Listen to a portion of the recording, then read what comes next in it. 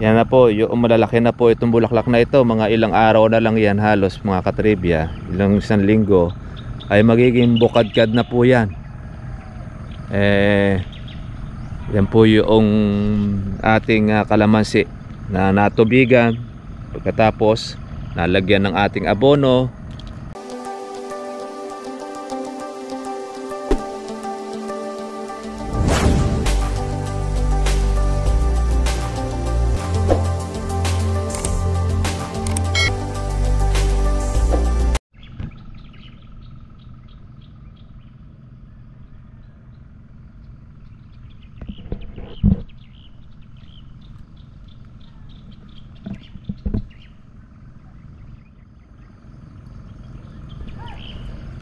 Good morning po sa inyo mga katribya at welcome po sa aking YouTube channel. Magandang araw, magandang hapon, magandang gabi. Anumang oras pang dumating po ang ating pong vlog sa inyo. Kung lugar sana nasa mabuti po kayong kalagayan.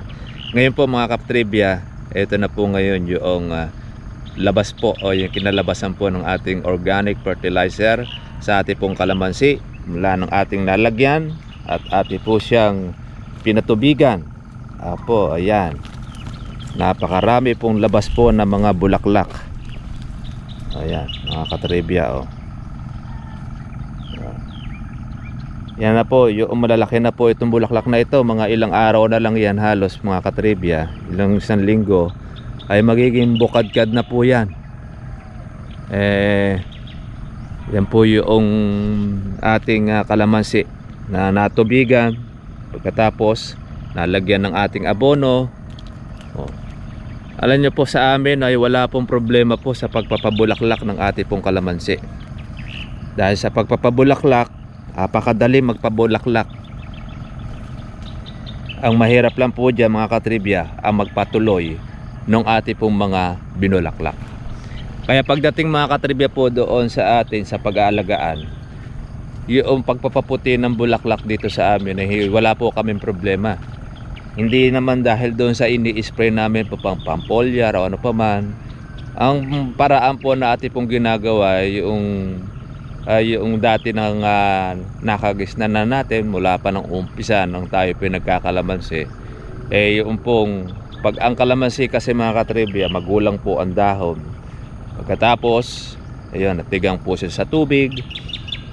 Tsaka halimbawa mga ilang bagamat ito hindi naman siya yung tigang na tigang kasi yung ate po kasi pataba na organic ay slow releasing kahit hindi ka magtigang. Basta't pagkayaan halimbawa ay nakakondisyon yung ate pong puno, yung ating kalamansi ay maglalabas at maglalabas po siya ng bulaklak once na yan po ay natubigan. Yun naman ang katangian naman ng ating organic fertilizer na talagang sumasabay din siya doon po sa ating mga synthetic na ginagamit. Doon po sa ating pong subscriber na hindi po tayo nakakasagot po sa inyo pong mga tanong, minsan meron pang mga bad comment doon po sa nakikita po doon sa mga sinasagot. Pasensya na po kayo mga katribya, hindi naman po kayo lahat ng ating pong pinagsiservisyohan. Marami rin po tayo mga katribya pong mga sinasagot ng mga katanungan doon po sa ating pong mga YouTube. Kung minsan yung pong mga tanong ninyo natatakpan na po siya nung iba po natin mga nagtatanong about po doon sa ating pag-aalaga sa kalamansi, pati na rin po doon sa patabang ating ginagamit. Kasi kung minsan hindi lang po tayo sa YouTube pumasagot, pati rin po sa mga messenger, yung mga nagsisipagtanong sa atin. Marami po tayong mga pinaglilingkuran, kaya kung halimbawa hindi po kayo kaagad-agad po na masasagot doon po sa inyo po mga katanungan, huwag po sasama po ang inyo pong kalooban. Dahil yan po yung sinasagot naman po natin sa pamamagitan po ng ating pong vlog ng ating kalamansi. Ngayon doon sa mga nagtatanong ukol po sa pataba na ating ginagamit, pwede nyo po puntahan po yung address po ni Sir Marvin Soriano. Yun po yung merong pataba sa Barangay Kaalibambangan, Cabanatuan City. Pwede po kayo sumadya at dumirekta para po doon sa ating mga farmers na gusto pong maka-avail noong ating pong organic fertilizer. Hindi ako masungit. Meron kasi meron pa sumagot na doon sa comment hindi kasi kakikita kaya hindi kasi nasagot yung kung saan yung address po ng pataba. Yun na po, sinabi po natin pwede kayo dumirekta po doon. At yan naman po nakalagay naman po sa ating pong vlog yung kahit sa una pa man nandun yung kanyang address, nandun din po yung kanyang numero para kayo po ay maka-avail noong organic fertilizer. Yan po mga katribya, hindi iba kasi magko-comment pa ng bad comment kasi hindi ako kumikita sa ganun pong bagay kahit di kasi nasagot. Masama po ang budhi noong taon na yon. Kaya yun po mga katribya, pasensya na po kayo kung hindi po tayo kaagad-agad nakaka-reply, nakakasagot doon po sa inyong mga katanungan, dahil hindi lang naman po kayo ang ating pong pinaglilingkuran, marami po kayo mga katribya. Kaya ito po mga katribya po yung ating pagpapabulaklak po ngayon, ay talagang lumabas na po lahat. Gaano po karami po mga katribya po itong bulaklak na ito. Ang gagawin po natin dito ngayon mga katribya, yan po ang ating aalagaan. Como kasi ito ay wala pong ganong mga bunga, kaya napakarami po na ang bulaklak po na siya'y lumusot. Nako, akala mo po siyang akala mo sampagita po ito. Grabe oh. Kaya pagka halimbawa ito mga katribya, 1/4 lang po ang tumuloy nito, ay lungay-ngay ito sa bunga. Yan po yung ating pong dapat mapagbuti po ng ating pag-aalaga. Kasi pagka magkakamali tayo ng ating pong alaga mga katribya, ay mangyayari po dyan, laglag po lahat yan. May matira man yan, pa konti-konti. Ngayon meron po tayo yung sinampol po natin ng kay Sir Marvin. Makikita pa lang po natin siya pagka lumaki-laki na po yung kanyang mga buko. Pagka lumaki na po yung mga buko niya, doon mo mapapansin kung yan po ay sira o buo. Pero sa ngayon, hindi pa po natin nakikita po yung forma niya, kasi iba-iba, meron pong nauna, meron naman po siyang nahuli. Yung iba pong mga merong sira na ito, hindi na po ito inabutan noong kanyang gamot. Maaari ito yung mga inabutan niyang mga tagtag. Yung mga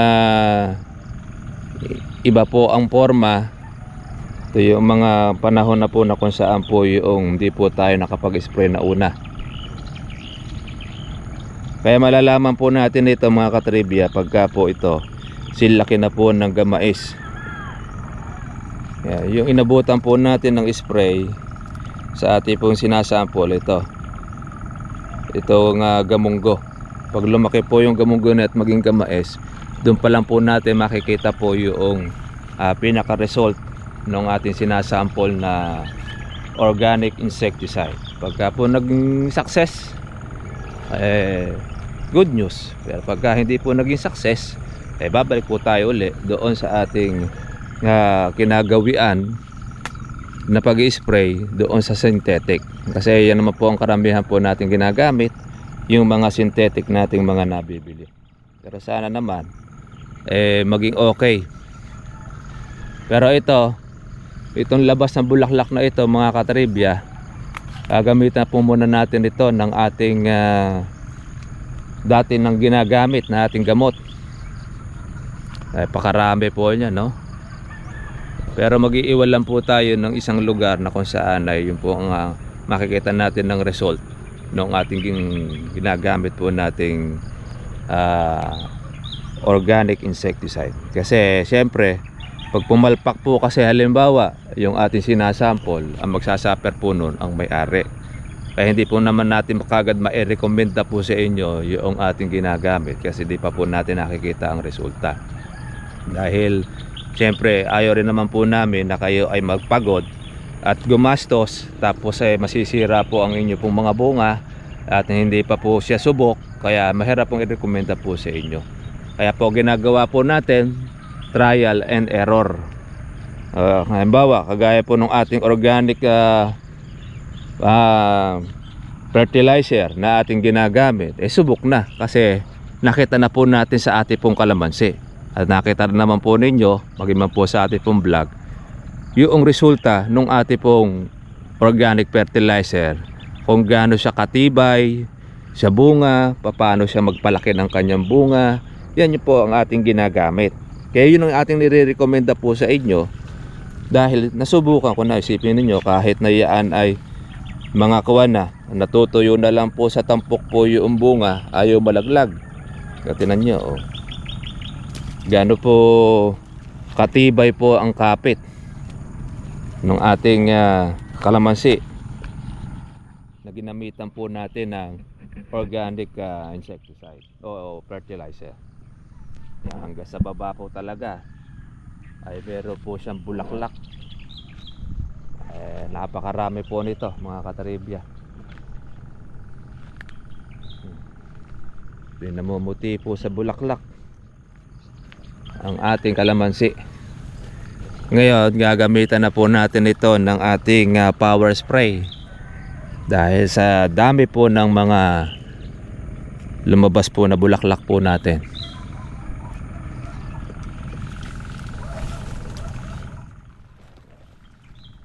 Ito po sa ating mga ka-farmers, happy farming po sa inyo.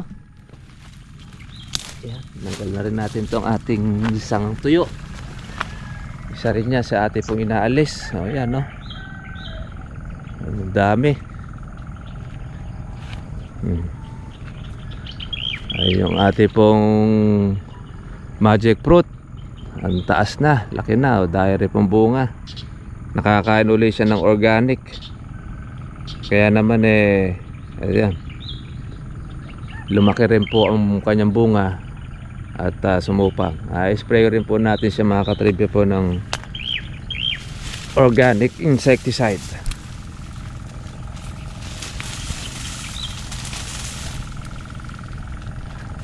Ito ang madalas na puntahan ng ating mga kawatan. Dahil pagkatapos kumuha ng magic fruit, kukuha naman siya ng ating kalamansi. Kaya halos wala, yan po ang nagiging dahilan ng ating nahuhuli. Kukuha lang doon siya ng magic fruit. Ay, grabe pa bulaklak, oh. Ay, sigurado ito puting puti ito mga katribya pagka po ito ay bumuka. Yan ang importante dyan, siya ay makabuka para magkaroon ng laman. Pero hindi naman po lahat mga katribya po nung bulaklak na ito ay magtutuloy. Kasi pag lahat po yan mga katribya po ay magtutuloy, agad mamamatay po ang inyong kalamansi. Hindi niya kakayanin. Kumbaga sa kuwan na ay talagang hindi na siya makakausad dyan mga katribya. Dami pong bulaklak nito. Como kasi siya wala po siyang gano pong bunga, kaya nag-release ng marami pong mga bulaklak. Lahat po ng mga kilikili, iba na wala ng dahon, bulaklak na lumabas. Ay, wala niya, kabanguhan niya sa susunod. Ayan, no. Malinis naman yung bulaklak niya. Kaya lang siyempre talagang kailangan po natin talagang ito ay alagaan, sprayin. Dahil once po na yan ay masira, ay manghihinayang tayo. Ito yung mga buka na. Iba po mga may sira, iba na po yung form nya. Kaya pagmamasdan din po natin mga katribya po yung ating ini-spray, yung inaalagaan. Pagka nakita natin na iba po yung forma ng kanya pong buko, ay yun, sira na po yun. Dahil sa maliit pa lang, makikita na po ninyo kung buo siya o hindi. Yung ganito, o pwede pa tayo mga katribya pong pumitas ng kalamansi, pero hindi na natin po pwedeng hagdanin. Dahil masisira po yung bulaklak po ninyo. Kaya bawal po tayo magkapitas ng kalamansi, lalo na kabukahan po ng bulaklak. Dahil yan, maselan yan pagka bumuka ang bulaklak. Pero pagka medyo maliliit pa ang bulaklak po natin na ganito, pwede. Huwag lang po siyang hahagdanin. Dahil matibay-tibay pa yung ganitong bulaklak. Pero pagka halimbawa kabukahan na siya at malalaki na yung bulaklak, stop na pitas. Kaya ang gagawin natin, hayaan muna natin siya mga katribya po matagtag. Pagka natagtag na siya, tsaka po natin siya mga katribya ay papipitas. Kung mayroong pitasin, pagka wala namang pitasin hindi ka pa pwede magpapitas. Ano?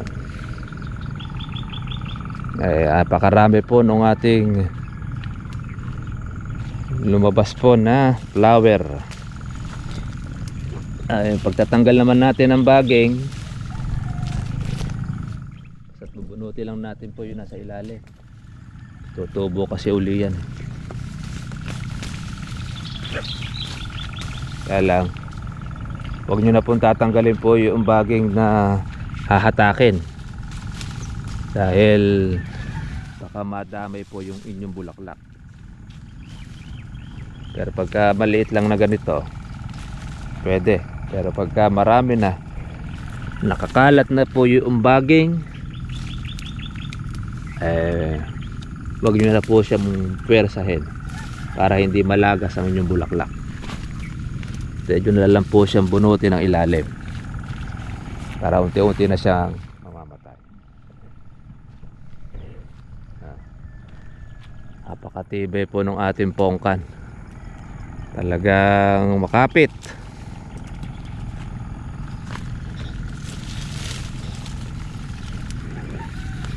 Pero patubigan na po uli,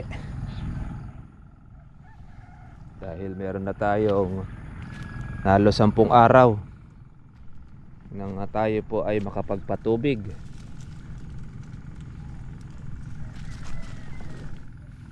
Hanggang sa ilalim nilabasan ng bulaklak. Sabi,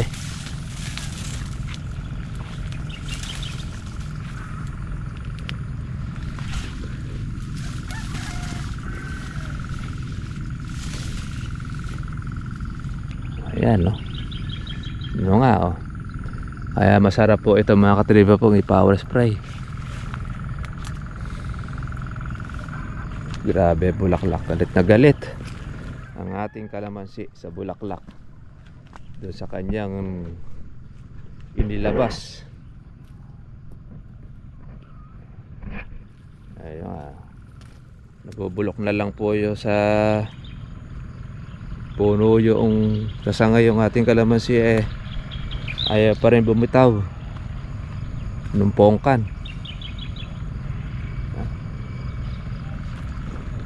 Dami. Kaya panahon po ng bulaklak ngayon. Meron po sa ating mga katabi po mga nauna pong nagpabulaklak noong time po na umulan. Yun, may mga kasabayan po yon. Ito naman po sa atin ito, di natin alam kung marami po itong magiging kasabay. Kaya kumisan, ang kalamansi, pagka po yung mga bunga ay dumagsa, doon po siya bumababa ang presyo. Ngayon, pag halimbawa naman ay na-delay po siya, halimbawa mga katribe, mayroong mga nag-delay din, halos nag-aabot-abot. Kaya yung kalamansi, nagpipermis po sa presyo po na mababa. Ngayon ito, naiwas po ito doon sa unang bulaklakan po na marami. Siguro baka sakali ito ay makalusot or ito man ay hindi. Importante dyan, marami tayong mapagpatuloy na bunga.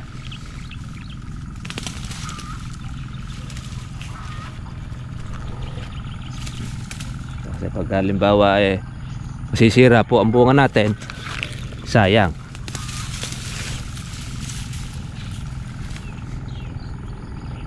Lalaki naman po ng bulaklak oh. Ayan, ang ganda ng bulaklak niya.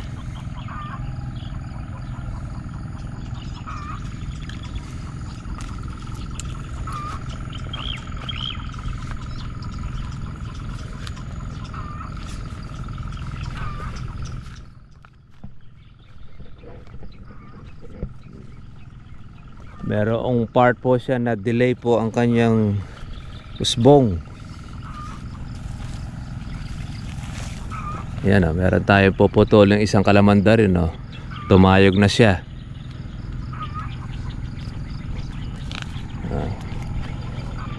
Ito yung delay natin doon sa tubig.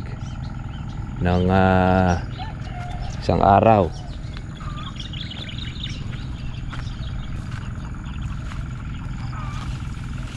Kaya merong malalaki, merong siya maliliit pa.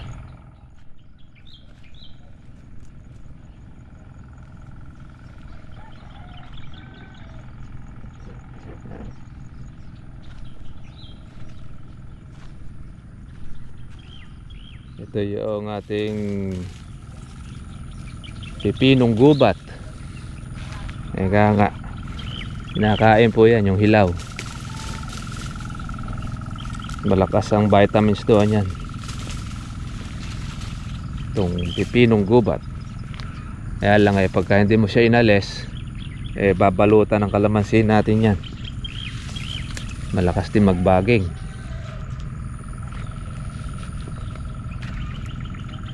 Ay, nakadami. Dami po niya.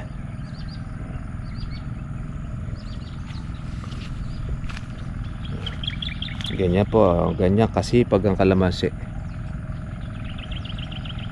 Ang problema lang po ng marami, ang pagpapatuloy ng bunga at yung pagpapalaki. Ito, kailangan aalagaan na po natin siya ng ating tubig. Kami naman mga katribya, pagka magpatubig kasampung araw, ayan, every 10 days pa ang pagpapatubig natin. Pero pagka nagtubig naman tayo, paagos naman ang ating ginagawa, busog na busog naman, kaya sulit pa rin po siya. Kaya matagal na ulitan. Mahirap po yan kasi pagka timba-timba po yung ating gagamitin, ako po talaga pong matagal. Kaya ang isa rin po mga katribya na importante sa kalamansi, mabusog natin siya ng ating tubig. Ito yung kalamandaring ating pong puputulin. Kumakain pa na sustansya ng ating kalamansiya.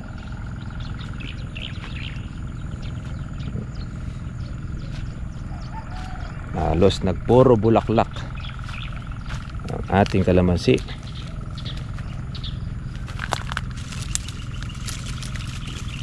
Dahan-dahan din po sa pag-aalis po ng sangang tuyo. Ito yung isa rin sa nagiging sakit ng kalamansi, ang pagkakaroon po ng dagta. Yan.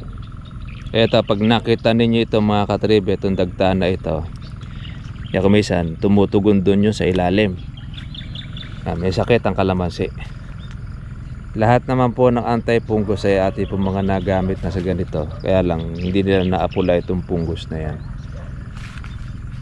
Isa lang po ang isa sa nakikita po natin na solusyon dyan, putol, para hindi po siya makahawa. Kasi pag yan mga katribya ay humawa sa buong kalamansi, ay talagang papatayin niya ang buong puno. Yan, meron na tayong ekstrang kahoy.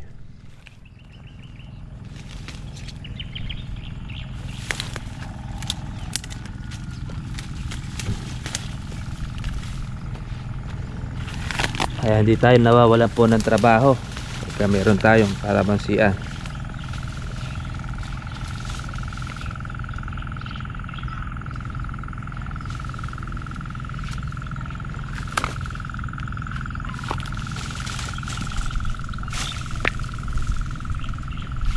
Huwag natin siyang hatakin para hindi masira po yung bulaklak. Tibay po ng pongkan. Nabibili na po ngayon ang pongkan. Dati-dati hindi po nabibili yan. Ngayon nabibili na. Huwag ka lang masela.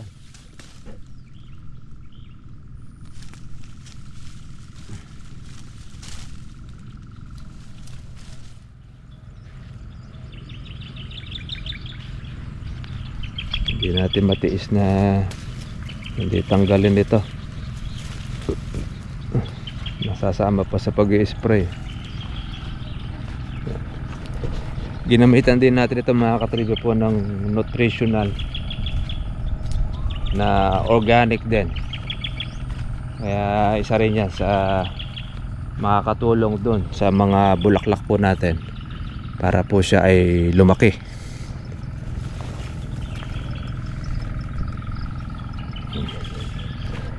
Okay, sige mga katribya, tayo po ay back to work ulit tayo. Di pa po natatapos po yung ating pong-pitas, meron pong ilang bag po matitira. Ayun na lang po itutuloy po ng ating mga tagapitas. Para naman po yan sa pagka-continuous na pag-aalaga po ng ating kalamansi. Ang pondo niya. Ito. Yung pala tatay naman, ayan, labas na rin po ang marami pong mga bulaklak nito. Tsaka ito marami rin naman itong pasunod. Okay mga trivia, God bless sa inyo lahat. Kita na po tayo po bukas. Bye bye.